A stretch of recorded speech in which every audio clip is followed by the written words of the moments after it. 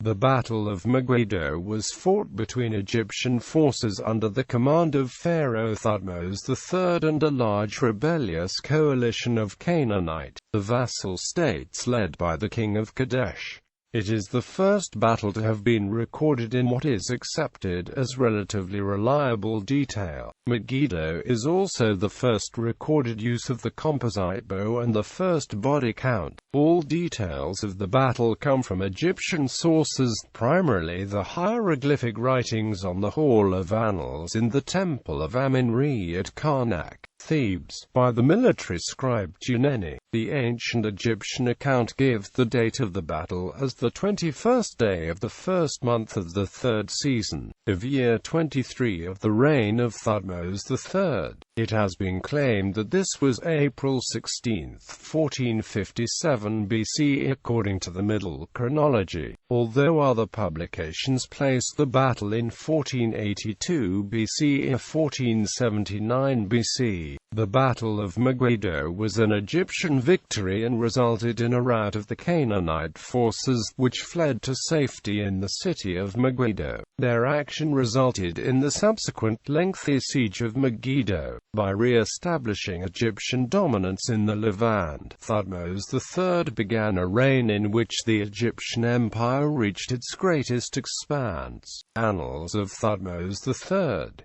During Thutmose III's first campaign in the Levant, his personal scribe, Tjaneni, kept a daily journal on parchment. In approximately his 42nd regnal year, many years after his campaigns in the Levant had ended, Thutmose III instructed his artisans to inscribe his military exploits into the walls of Alma E's temple at Karnak. The annals describe in lavish detail 14 campaigns led by Thutmose III in the Levant, the booty gained through his campaigning, tribute received from conquered regions, and, lastly, offerings to Amun-Re. The sequence of depictions indicate the new kingdom's belief on the interactions of the gods with warfare, praise and offerings to the deities in exchange for their divine help in war. Additionally, the annals show the long-lasting effects of the Battle of Megiddo. After Thutmose III's victory at Megiddo and his successful campaigns in the Levant over the next 20 years, Egypt's rise to power in the international community and its evolution into an empire is evident in the annals. Depictions show international diplomacy through the giving of gifts from Babylon, the Hittite Empire, and other prominent and powerful regions during this time period.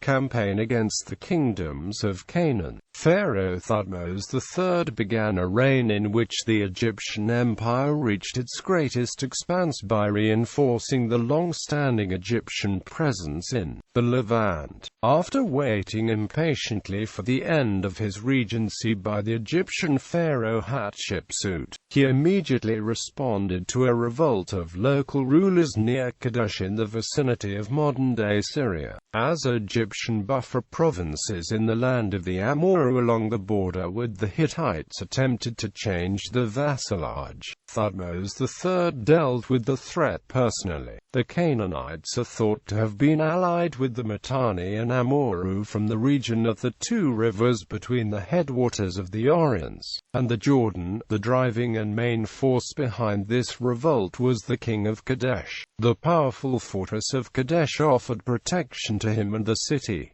The king of Megiddo, with an equally strong fortress, joined the alliance. The importance of Megiddo was its geographical location along the southwestern edge of the Jezreel Valley just beyond the Mount Carmel Ridge and the Mediterranean. For this location, Megiddo controlled the Via Maris, the main trade route between Egypt and Mesopotamia. The Egyptian inscriptions of the campaign on the Temple of Karnak come from a daily journal kept by the scribe Tjaneni during the campaign. In the Egyptian account, Thutmose III gathered an army of chariots and infantry that numbered between 10 and 20,000 men. As the Egyptians mustered their forces, the king of Kadesh gathered many tribal chieftains from Syria, Aram and Canaan around him, estimated at between 10 and 15,000, entered Megiddo and set his forces at the waters of Tjaneni. He expected that his enemy would come by way of Tjaneni, the main route from the Mediterranean lowlands into the valley of Kishon, and from Egypt to Mesopotamia.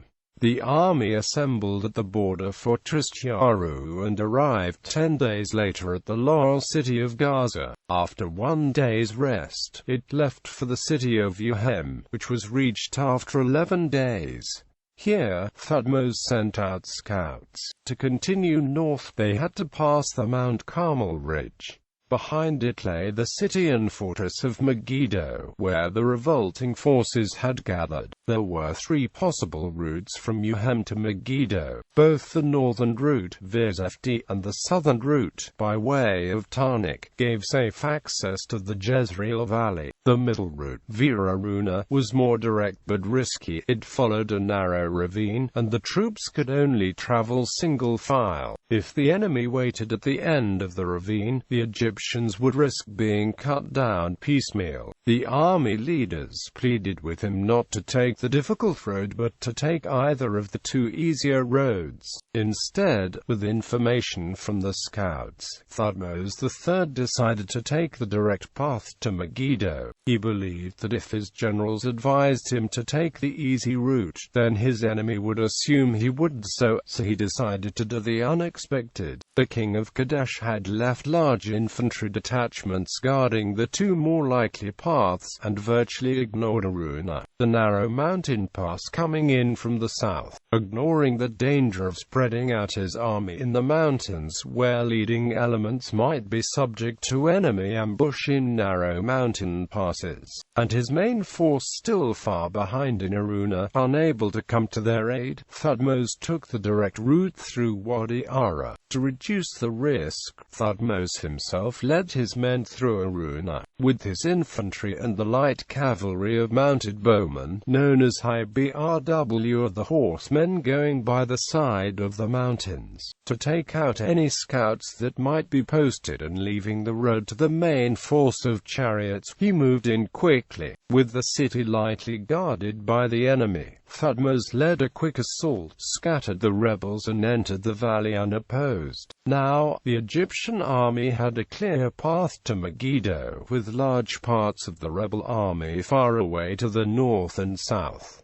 Battle and siege. Thutmose seized the opportunity. He set up camp at the end of the day, but during the night arrayed his forces close to the enemy. The next morning, they attacked. It cannot be established if the surprised king of Kadesh had managed to fully prepare for battle. Even if he did, it did not do him much good. Though his forces were on high ground adjacent to the fortress, the Egyptian line was arranged in a concave formation, consisting of 3 wings, that threatened both Canaanite flanks. Both the Egyptians and the Canaanites are estimated to have had around 1,000 chariots and 10,000 infantry. The pharaoh led the attack from the center. The combination of position and numbers, superior maneuverability of the left wing along with an early, bold attack, broke the enemy's will. The line immediately collapsed. Those near the city fled into it, closing the gates behind them. The Egyptian soldiers fell to plundering the enemy camp.